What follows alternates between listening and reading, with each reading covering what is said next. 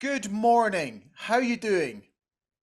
I'm fine, Eddie. How are you? I'm just fine, thank you. Lovely to see you. I really hope you're ready for your quick fire question and answer session. Fire on. Good man. Right. First question. Where did you stay when you first moved to Aberdeen?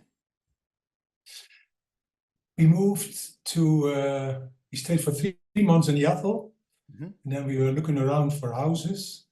And the first thing was that my agent, Tom van Dalen, said, well, better rent a place. But Bobby Morrison made sure that we bought a house. So we moved to the Bloemel Avenue. We stayed there for 8 years. Had a lovely time there. Great Oh, neighbors. very nice. Right. Who impressed you the most in training? Well, it's quite funny because I mean, at Twente, we trained with 16, 18 in the first team squad. But when I arrived, everyone was together. First team, the young boys. So it was a group of 30, 40 players. And the first 2 weeks, well, it was just running and running. Hardly saw a ball.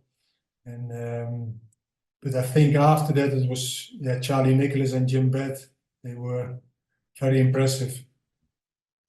Who would you rather have an argument with? Alex McLeish or Willie Miller? Well, I won't make a difference, but I can tell you, he made his point, end of story. But Alec was always, you should have done this, you should have done that. And so that you could have an argument with Alec. How often in one season would you change your gloves?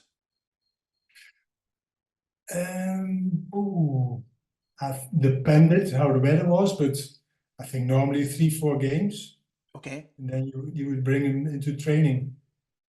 Ah, okay. So the gloves you wore in training, you also wore in the matches. No, no, no, no. Just say the one you wore for the games. After Ah, 3, 4 games, they were going back into training, and then you or- had your new ones ready for the next few understood. games. Understood. When you first moved to Aberdeen, what was your first car? Well, that's quite a story. Because when I was at Twente, we didn't have sponsored cars, and but the last couple of years was always talk about Twente. Oh, next year we're getting new cars. So players had brochures in, but I never had a car, sponsored car at Twente. So then I moved to Aberdeen, and the sponsor was our sponsor. My sponsor was Sandy Thane Ah, from yeah, Inverurie. yeah. So I went over and had a look, and I chose the Vauxhall Astra GTI. Oh, And nice. it was a really nice car. But Ian Target thought it was not a good idea. He thought it was a bad combination, a sports car with a football player. Insurance was too high. And so I went over to the boss, Alex Smith, and I said, boss, well, I love this car and blah, blah, blah.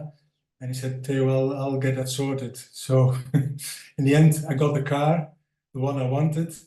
But the thing was, we got plates on the side with your name. Yeah. So it said Sandy Thane from Inverurie, sponsored Theo Snelders, Aberdeen FC. And you felt always embarrassed when you were driving the car around in the center. But luckily we had also plates to cover your name. But I love the car.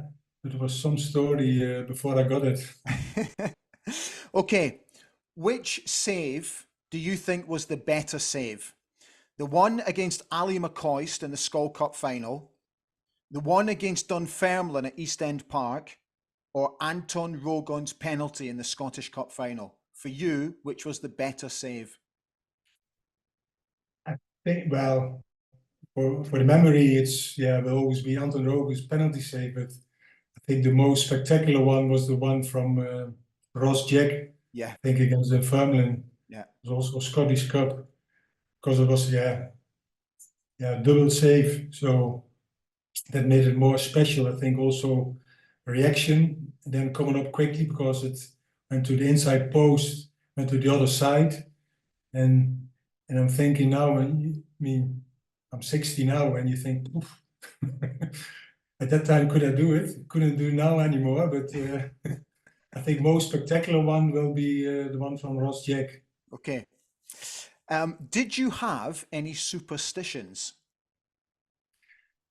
I did. I took always responsible for my own tools, like the boots, my gloves, and the socks. And Miriam I always loved the white socks. And yeah, if they were going with all the socks into the tumble in the wash machine, then yeah, they wouldn't get that white anymore. Yeah. So Miriam did always a hand wash. Did she? So I had always my own bag. Most of the players had only the toilet bag. But in the beginning, people are always confused. They were always saying, "Tell you what sandwiches do you take with you?" Because I always, yeah, it was just as I did always. I didn't want to rely on people putting the wrong stuff in the hampers. And the thing was, I always asked Teddy Scott for did he put all the stuff in the hamper for the warm up and an extra jersey if, for instance, if it was raining. Yeah. So it was always my preparation before the game had to be perfect as well. Okay. Did you have a favorite pre-match meal?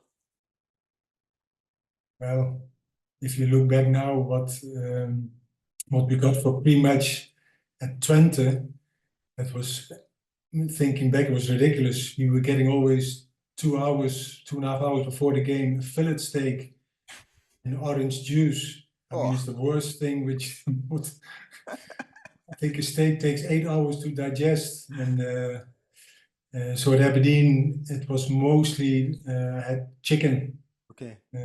before the game, chicken and toast. That was, Chicken and but toast. toast as well, yeah. What a combination. Yeah. Did you have a favorite place to go out in Aberdeen?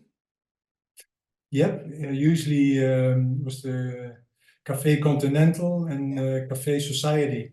Ah, We yes. always like to go, and I think weekends was, yeah, the Continental bar, going to the beach. It was always nice to go out for. Okay. Last question, and I hope you're prepared for this. Bad Boys Inc. or Two Unlimited? There's more to this world. Bad Boys My man, Inc. that's my man. That's all you need to say. Theo, thank you so much. Take good care You're of welcome, yourself. I'll Ali. see you soon. Yes, okay, Bye, bye mate. bye. Bye bye.